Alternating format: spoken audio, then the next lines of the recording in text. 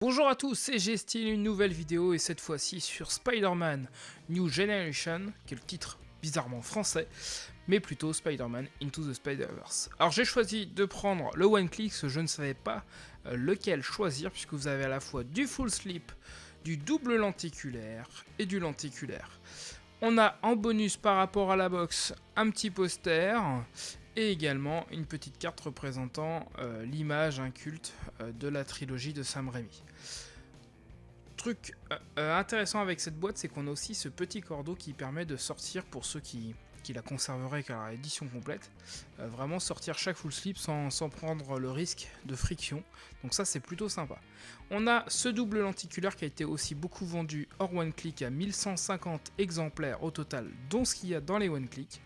On a l'exemplaire full slip à 550 exemplaires et enfin l'exemplaire lenticulaire à 600 exemplaires que j'ai donc choisi de conserver pour le moment. Et donc c'est bien cette édition lenticulaire que je vais vous présenter aujourd'hui. Donc à différence du double lentille qui joue que sur la profondeur, là sur ce lenticulaire on a vraiment un triphase, un peu à l'instar de ce qui avait été fait au niveau de la qualité des animaux fantastiques chez Blue Fans, donc vraiment intéressant. Le titre est donc en relief, vous avez le visage qui est différent en fonction de chaque fourreau, et donc on a à l'intérieur de ce lenticulaire, donc fourreau un full slip lenticulaire, on ne voit rien de spécifique à l'intérieur, on nous précise que l'anglais est en Dolby Atmos, et donc on a à la fois le steelbook et des petites cartes postales, donc je vous ai mis les visuels, on a vraiment une très bonne résolution d'image, mais en même temps c'est une animation, donc l'inverse aurait été étonnant. Donc si on déballe le steelbook, et bah là, on voit vraiment une splendeur, steelbook à la fois embossé pour pouvoir cette fois-ci débosser le titre et son sous-titre. Donc vraiment l'ensemble est glossy, que ça soit vraiment sur toute la partie extérieure, que ça soit recto et verso, le titre est bien visible.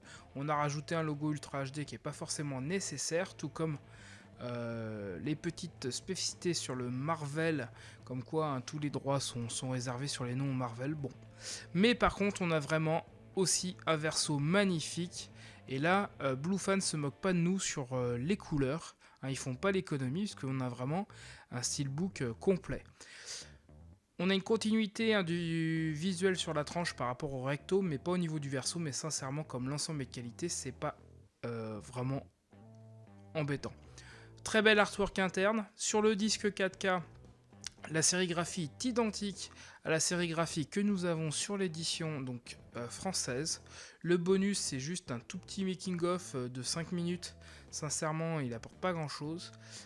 Même si c'est intéressant, il faudrait que je vérifie, mais il est peut-être présent sur l'édition Blu-ray française. Là, ce que vous avez pu remarquer, ce que j'ai voulu vous montrer, c'est que tout simplement, vous aviez 3 emplacements au niveau du steelbook, et ça c'est très intéressant si vous aviez pris le combo français, puisque ça vous permet de mettre à la fois le Blu-ray, le disque 3D et le disque 4K, donc vraiment, dans l'ensemble, c'est plutôt très intéressant.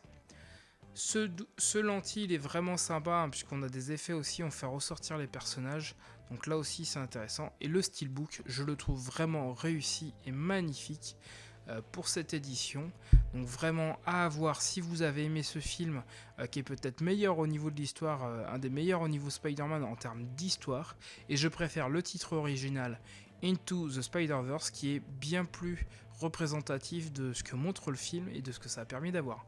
Merci de me suivre, n'hésitez pas à vous abonner, à activer les notifs, et je vous dis à bientôt, ciao ciao.